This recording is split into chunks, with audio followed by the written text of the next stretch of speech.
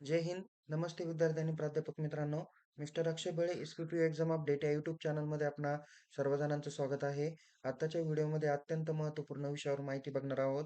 ते म्हणजे एस-पी-पी-यू समर एक्झाम 2026च्या काही महत्त्वाच्या बाबी आहे. ज्यामध्ये रिझल्ट कोणकोणते डिक्लेअर झाले आज 3 जुलै 2026 पर्यंत. फोटोकॉपीबाबत आपण माहिती घेणार आहे. कॉपी के स्टुडंटच्या पेमेंटबाबत माहिती घेणार आहे. बॅकलॉग स्टुडंटचा रिझल्टचा इश्यू आहे. त्याचबरोबर पी-आर इन व्हॅलिडिटी ओव्हर म्हणजे N+2+1च्या जे काही ऑक्टोबरच्या परीक्षा झाल्या त्यांचा निकाल कधी जाहीर होणार त्याच्या डेट बाबत आपण माहिती घेणार आहोत. तसेच बाकी अभ्यासक्रमाचे जे काही निकाल आहे त्यांचे कधीपर्यंत जाहीर होतील याबाबत आपण टेंटेटिव्ह माहिती घेणार आहोत. सगळ्यात प्रथम एक महत्त्वाची माहिती आहे की महाविद्यालयाकडे विद्यापीठाने 3 जुलै 2026 पर्यंत काही अभ्यासक्रमाचे रिझल्ट लेजर पाठवलेले आहे. ते नेमकी कसे चेक करायचे हे मी काही महाविद्यालयातील प्राध्यापकांना त्याची जाणीव नाही त्या संदर्भात मी त्यांना माहिती देण्याचा प्रयत्न करतो. सगळ्यात प्रथम आपण uni.pune.ac.in या ऑफिशियल होम पेजला जा. तिथे एक्झाम सेक्शनला क्लिक करा. खालती स्क्रोल करा. इथे कॉलेज लॉगिन दिलेलं आहे त्यावरती क्लिक करा. अजून खालती स्क्रोल केल्यावर इथे hall ticket, junior supervisor report किंवा ऑर्डिनन्स दाखवलेला आहे त्यावर इनवर्ड नाऊला क्लिक करा. इथे तुम्हाला कॉलेजचा युजर नेम पासवर्ड टाकायचा आहे. कॅप्चा दिसतो तो एंटर करायचा आहे आणि लॉग इन करायचा आहे. लॉग इन केल्यानंतर इथे लेफ्ट साईडला बघा तुम्हाला hall ticket, junior supervisor report आणि कॉलेज लेजर दाखवलेला आहे. सो या ठिकाणी आपण कॉलेज लेजरला जर का क्लिक केलं तर इथे ऑल कॉलेज लेजर म्हणून एक तुम्हाला टॅब दिसेल. त्या टॅबवर क्लिक करा. त्यानंतर इथे सिलेक्ट एक्झाम पिरियड यावरती क्लिक करा. इथे तुम्हाला समर एक्झाम 2026 म्हणून टॅब दिसेल. तर यामध्ये बॅचलर ऑफ सायन्स 2024 पॅटर्न म्हणजे जे विद्यार्थी आता सेकंड इयर 2025-26ला सेकंड इयरला होते, पण ज्यांचे फर्स्ट इयरचे बॅकलॉग आहे त्यांची माहिती तुम्हाला या रिझल्ट लेजरमध्ये दिसून येईल. त्यानंतर इथं एस-वाय आणि टी-वाय बी-बी-ए 19 पॅटर्न आहे. एस-वाय आणि टी-वाय बी-एस-सी 2019 पॅटर्न आहे. एस-वाय बी-एस-सी 2019 पॅटर्न आहे किंवा यामध्ये ह्या दोन्हीही कंबाईन पी-डी-एफ दिलेल्या आहे. त्यानंतर इथे एस-वाय आणि टी-वाय बी-कॉम 2019 पॅटर्न आहे. असे एवढे दिलेले आहे. अजून टी-वाय बी-एचा पण आहे. या महाविद्यालयात टी-वाय बी-ए फॅकल्टी नाही म्हणून ते या ठिकाणी दाखवलेली नाही. म्हणजे टी-वाय बी-एचं पण रिझल्ट लेजर आलेलं आहे. कारण वेळेअभावी हे लॉग आउट होऊ शकतं म्हणून मी ते तुम्हाला सुरुवातीला दाखवण्याचा प्रयत्न केलेला आहे. ओके. सो हे एक महत्त्वाची माहिती मी तुमच्यापर्यंत आता या ठिकाणी सांगितलेली आहे.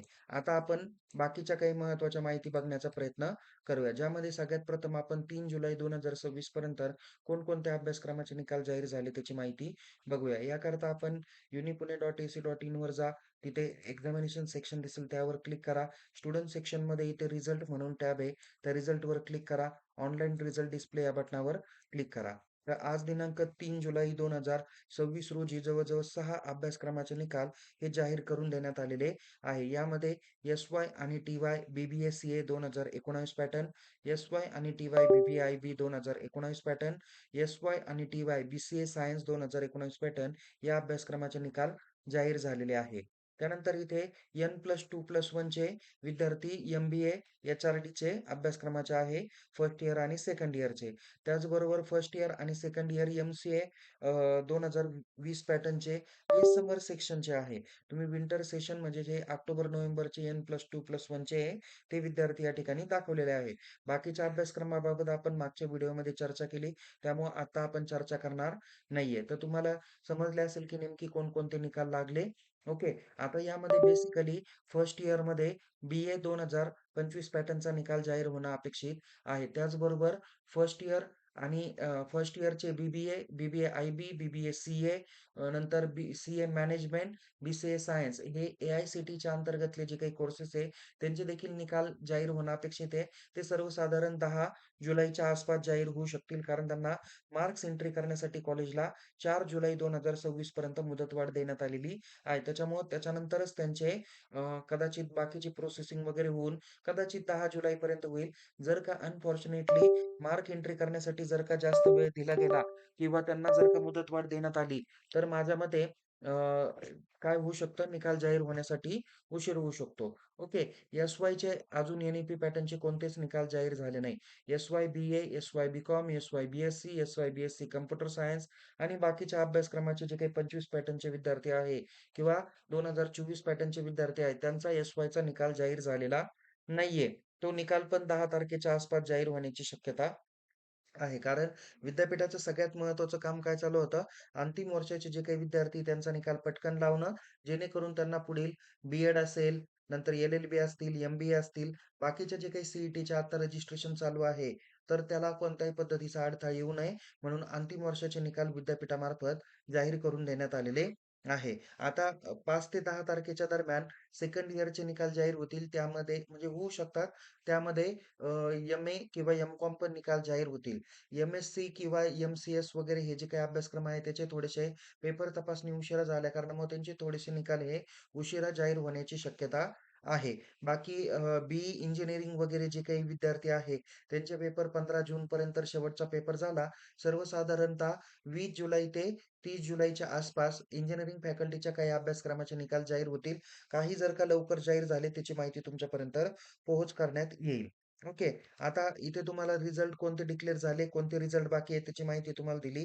त्याच्यातल्या त्याच्यात आता काही जे काही विद्यार्थी आहे N+2+1 चे ज्यांनी ऑक्टोबरची परीक्षा दिली, तर त्या विद्यार्थ्यांच्या बाबतीत जरा थोडं सांगू शकतो. या ठिकाणी बघा मार्क एंट्री करण्यासाठी जर का कॉलेजला इथे 10 जुलै 2026 पर्यंत मुदतवाढ दिली. इथे मी तुम्हाला ऑक्टोबर, नोव्हेंबरच्या टॅबमध्ये दाखवतो. जसं की मी कॉमर्सच्या टॅबला गेलो. कॉमर्सचा टॅब हा ऑक्टोबर, नोव्हेंबरचा बघा N+2+1 अंतिम तारीख आहे 10/7/2026. मग त्याच्यात एम-कॉम पण आलं. त्यानंतर इथं बी-बी-ए पण आलं N+2+1 चे. यांना जर का इंटरनल मार्क्स एंट्री करण्यासाठी 10 जुलै 2026 पर्यंत मुदतवाढ दिली, तर माझ्या मते त्यांचा जो काही निकाल आहे N+2+1 चा ऑक्टोबर-नोव्हेंबर 2025 च्या पेपरचा, तो शक्यतो तरी 15 जुलैच्या आसपास जाहीर होण्याची शक्यता आहे. आता ज्या विद्यार्थ्यांनी समर एक्झाम 2026 च्या पेपर दिलेले आहे N+2+1 चे, त्यांचे ऑलरेडी आता पेपर ऑनगोइंग आहे आणि त्यांना अजून मार्क एंट्री करण्यासाठी इथं विद्यापीठाने आणखीन त्यांचे मार्क्स एंट्री चालू केलेले नाही. फक्त टॅब दाखवलेला आहे N+2 किंवा N+1 किंवा कॅरी ऑन विद्यार्थी, पी-आर-एनचे विद्यार्थी असे सांगितलेले आहे. इथल्या टॅब अजून चालू झालेल्या नाही. त्याच्यामुळे यांचा निकाल जो काही आहे, तो शक्यतो तरी 10 तारखेच्या पुढे जाहीर होऊ शकतो. म्हणजे जे विद्यार्थी आता विचार करताय, "सर बी-कॉमचा तर निकाल लागला, त्याचबरोबर आमचे पी-आर-एन व्हॅलिडिटीचे पेपर पण झाले बॅकलॉगचे. मग आमचा निकाल का बरं नाही लागला?"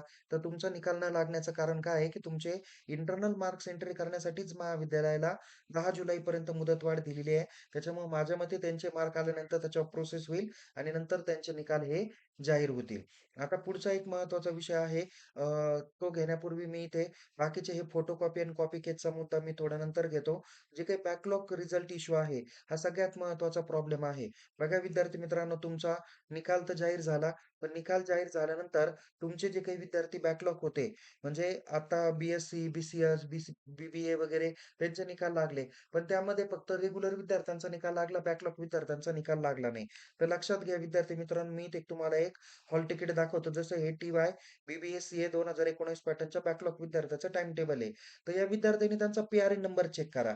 तुमचा जर का पी-आर-एन नंबरमध्ये 4 आणि 5 नंबरचा डिजिट जर का 22, 21 किंवा 20 दाखवत असेल, ओके. 20 तर नाही दाखवणार, पण शक्यतो तरी तुम्हाला 20, 21, 22 या टायमिंगचा जर का दाखवत असेल, म्हणजे 2023-24 च्या पूर्वीचा दाखवत असेल, तर त्या विद्यार्थ्यांचे निकाल अद्याप बॅकलॉगचे जाहीर झालेले नाही. मी पुन्हा सांगतो, ज्या विद्यार्थ्यांचे निकाल जाहीर झाले नाही, त्या विद्यार्थ्यांनी आपला पी-आर-एन नंबर चेक करा. ज्यामध्ये जर का 4 आणि 5 नंबरचा डिजिट हा 22, 21 किंवा 20 दाखवत असेल, तर त्या विद्यार्थ्यांचे निकाल जाहीर झाले नाही. कारण हे विद्यार्थी बॅकलॉग आहे आणि यांचा डेटा जो काही आहे, तो दुसऱ्या एका एजन्सीकडे याचं काम आहे. आता ते काय आहे ते मी तुम्हाला सांगणार नाही. फक्त लक्षात घ्या, की एस-पी-पी-यू एज्युटेक फाउंडेशन मार्फत हे काम होत नाहीये.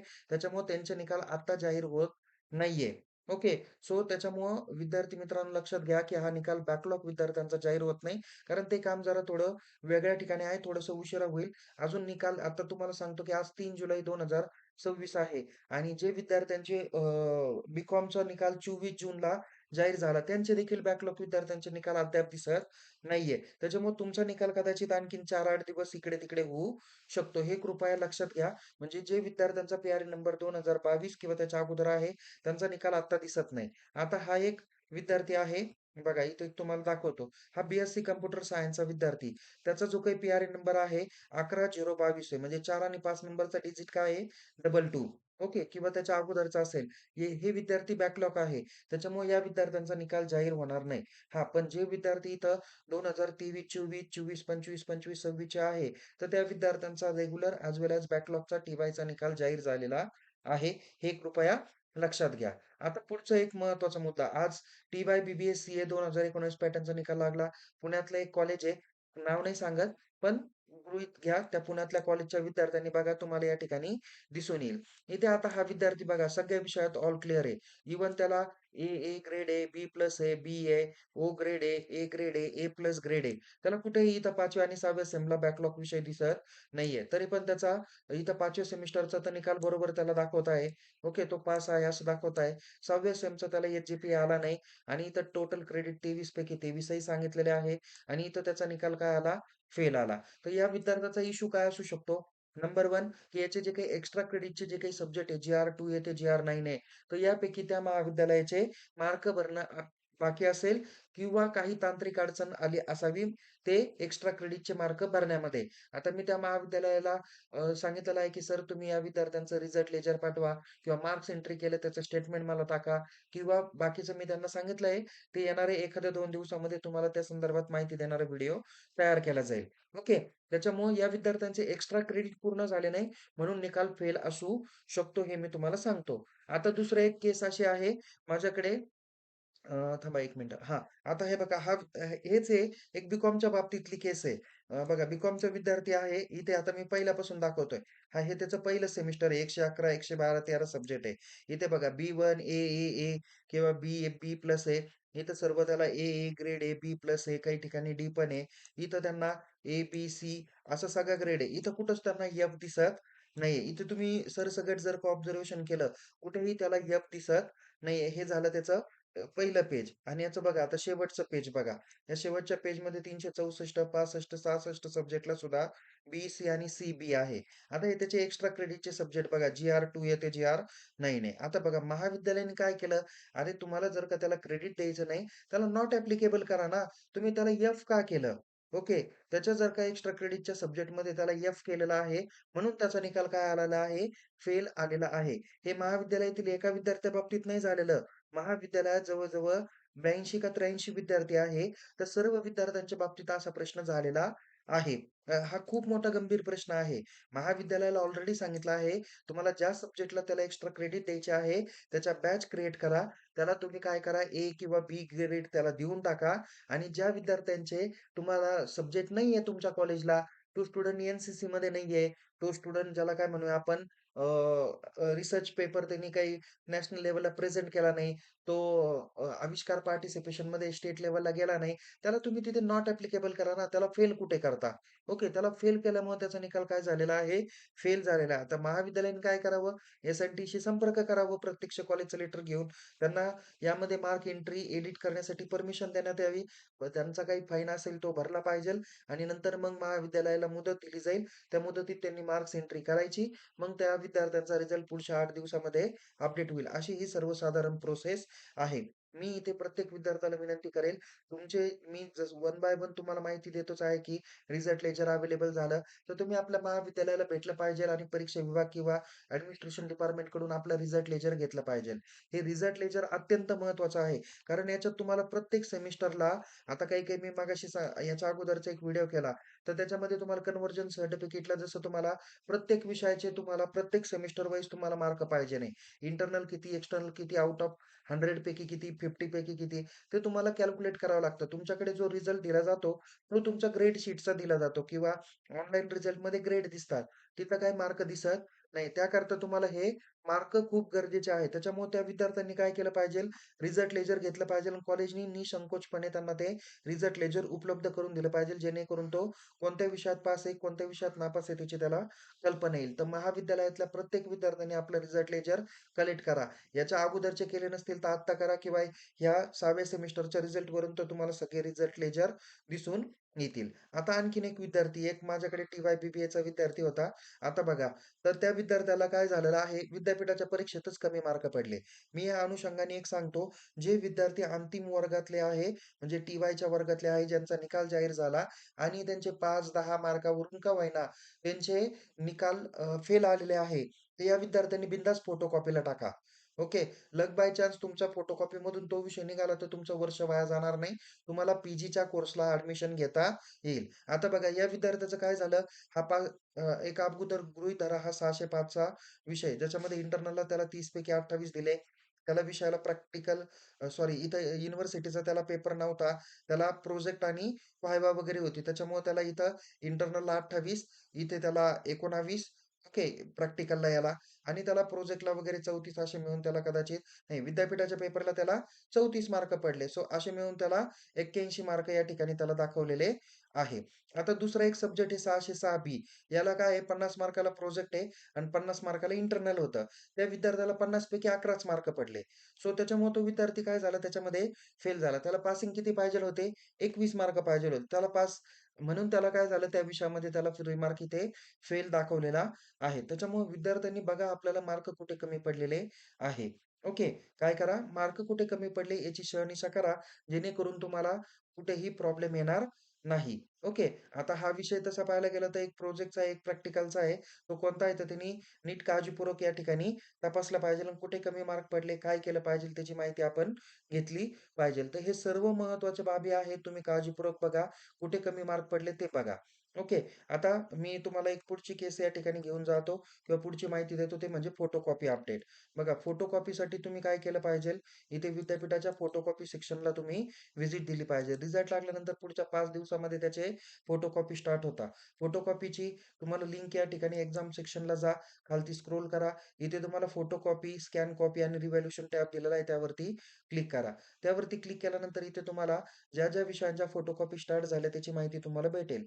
आता काल दिनांक 2 जुलै 2026 पासून जवळ-जवळ इथे 6 अभ्यासक्रमाच्या फोटोकॉपी स्टार्ट झालेल्या आहे. ओके.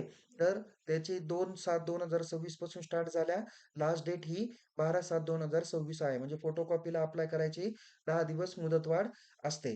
तुम्हाला प्रोसेस काय आहे? फोटोकॉपी म्हणजे स्कॅन कॉपी. म्हणजे तुम्ही जे काही उत्तर ज्या आन्सर पत्रिकेमध्ये लिहिलेले, उत्तर पत्रिकेत लिहिले, त्याची स्कॅन कॉपी तुम्हाला मिळणं, त्याला फोटोकॉपीला अप्लाय करणं असं म्हणतात. आता ज्या विद्यार्थ्यांना रिव्हॅल्युएशन करायचं, त्यांनी सगळ्यात अगोदर फोटोकॉपीला अप्लाय करायचं. फोटोकॉपी आल्यानंतर पुन्हा रिव्हॅल्युएशनला अप्लाय करायचं. मग तुमचा पेपर पुन्हा थर्ड पर्सनकडून चेक केला जातो आणि नंतर तुम्हाला त्याचे पेपर चेक करून त्याचे मार्क हे दिले जातात. ओके. ही पहिली महत्त्वाची गोष्ट. पण जे विद्यार्थी फर्स्ट इयरचे आहे, त्यांना प्रोसेस काय असते? त्यांनीही ऑनलाईन पद्धतीने अप्लाय करायचा, फी पेड करायची. लास्ट डेट नंतर विद्यापीठ काय करतंय कॉलेजला एक लिस्ट जनरेट करून देईल. ती लिस्ट महाविद्यालयाने बघायची. त्या पद्धतीने त्या विद्यार्थ्यांचे त्या विषयांचे पेपर काढायचे, ते स्कॅन करायचे आणि विद्यार्थ्यांच्या रजिस्टर मेल आयडीवरती कॉलेजच्या मेलवरून मेल करायचे. अदरवाईज त्या विद्यार्थ्याच्या त्या आन्सर बुकची झेरॉक्स काढा आणि त्या विद्यार्थ्याला बाय हँड द्या. रजिस्टरला मेंटेन करून ठेवा. विद्यार्थी त्याची फोटोकॉपी चेक करतील. फोटोकॉपी चेक केल्यानंतर त्याला वाटलं की मार्क वाढेल, तर तो महाविद्यालयाकडे ऑफलाईन स्वरूपात रिव्हॅल्युएशनचा फॉर्म भरून देईल. रिव्हॅल्युएशन केल्यानंतर महाविद्यालयाने काय करायचं, त्याचे मार्क ऑनलाईन पोर्टलला भरायचे. ही प्रोसेस फर्स्ट इयरसाठी आहे. सेकंड इयरची प्रोसेस विद्यापीठ लेव्हलला होते. सविस्तर माहिती देणारा व्हिडिओ या व्हिडिओच्या डिस्क्रिप्शन बॉक्सला दिलेला आहे. काळजीपूर्वक बघा. ओके. तर त्याच्यामुळे तुम्हाला फोटोकॉपीची माहिती या ठिकाणी तुम्हाला बघता आली असेल. कोणकोणत्या फोटोकॉपी स्टार्ट झाल्या, मी पाठीमागच्याही व्हिडिओमध्ये तुम्हाला या ठिकाणी सांगितलं, की जे निकाल 24 आणि 23 जूनला जाहीर झाले, तर त्याच्या फोटोकॉपी 29 जूनपासून स्टार्ट झालेल्या आहे. 9 जुलैपर्यंत त्याची अंतिम मुदत आहे. याची माहिती मी अगोदरच्या व्हिडिओमध्ये तुम्हाला दिलेली आहे. तर तुमचा कोर्स कोणता होता तो बघा. काल परवा दिवशी काही अभ्यासक्रमाचे निकाल जाहीर झाले. त्याच्या फोटोकॉपी निकाल जाहीर झाल्यानंतर पुढच्या 4 ते 5 दिवसानंतर स्टार्ट होतात. थोडेसे एखादे 2 दिवस इकडे-तिकडे होऊ शकतात. पुढची महत्त्वाची माहिती बघू कॉपी केस स्टुडंटच्या पेमेंटबाबत. बघा इथे कॉपी केस म्हणजेच अनफेअर मीन्समध्ये दाखवलेले आहे. शेवटची मीटिंग 19 जून 2026ला झाली. तर त्याच्या इथे पनिशमेंट लिस्ट जाहीर झालेली आहे. इथे बी-आय-एल-एल-बी त्याचा सीट नंबर आणि त्याला काय शिक्षा झाली त्याची माहिती या ठिकाणी दिलेली आहे. किंवा कॉपी केसचं पेमेंट करण्यासाठी तुम्हाला इथे ही टॅब दिलेली आहे. या टॅबवर काय करायचं, क्लिक करायचं. आपल्या एक्झाम फॉर्मचा युजर नेम, पासवर्ड टाकायचा. त्या ठिकाणी तुम्हाला लेफ्ट साइडला ॲक्शन कॉलममध्ये फोटोकॉपी किंवा कॉपी केस पेमेंट म्हणून तुम्हाला टॅब दिलेली आहे. त्या टॅबला क्लिक करून तुम्ही त्याचं ऑनलाईन पेमेंट करायचं आहे. अशी त्याची प्रोसेस आहे. आता काही-काही ठिकाणी इथं विद्यार्थी ॲब्सेंट दाखवलेला आहे. जसं या ठिकाणी बघा 55-54 नंबरचा जो काही विद्यार्थी तो ॲब्सेंट आहे.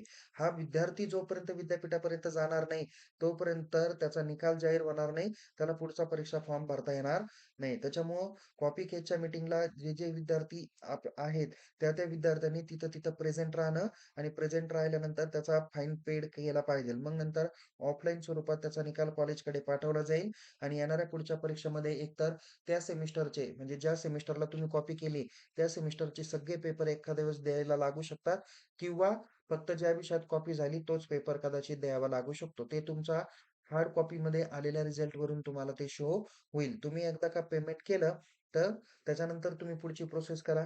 कॉपी के स्टुडंट पेमेंट कसं करायचं त्याच्या बाबतीतलाही माहिती देणारा व्हिडिओ डिस्क्रिप्शन बॉक्सला दिलेला आहे. तो काळजीपूर्वक पद्धतीने बघा. तर विद्यार्थी मित्रांनो, मी सर्वच्या सर्व मुद्दे तुम्हाला एक्सप्लेन करण्याचा प्रयत्न केलेला आहे. तरीसुद्धा याच्या व्यतिरिक्त तुमची काही शंका असेल तर चॅट बॉक्समध्ये विचारा. हां, काही आता N+2+1 चे विद्यार्थी आहे किंवा अंडर 125 च्या अंतर्गतचे काही विद्यार्थी आहेत, त्यांचे परीक्षेचे टाईम टेबल आलेले आहे. ते तुम्ही वेळोवेळी टाईम टेबल सेक्शनला व्हिजिट देऊन ते बघू शकता. अधिक माहितीसाठी आपण आपल्या महाविद्यालयातील परीक्षा विभागाला भेटा. काही जर का अडचण आली तर चॅट बॉक्समध्ये विचारा किंवा माझा संपर्क नंबर मी दिलेलाच आहे. त्या नंबरला तुम्ही मला मेसेज करू शकता. पुन्हा भेटूया. तोपर्यंत तुम्हाला येणाऱ्या परीक्षेसाठी आणि बाकीच्या महत्त्वाच्या अपडेट जाणून घेण्यासाठी आपल्या YouTube चॅनलला सबस्क्राईब करा. Telegram चॅनलमध्ये सहभागी व्हा. त्यात दिलेले प्रत्येक मेसेज काळजीपूर्वक बघा. जेणेकरून तुम्हाला त्याचा जास्त बेनिफिट होईल. पुन्हा भेटूया. तोपर्यंत टेक केअर. जय हिंद. धन्यवाद.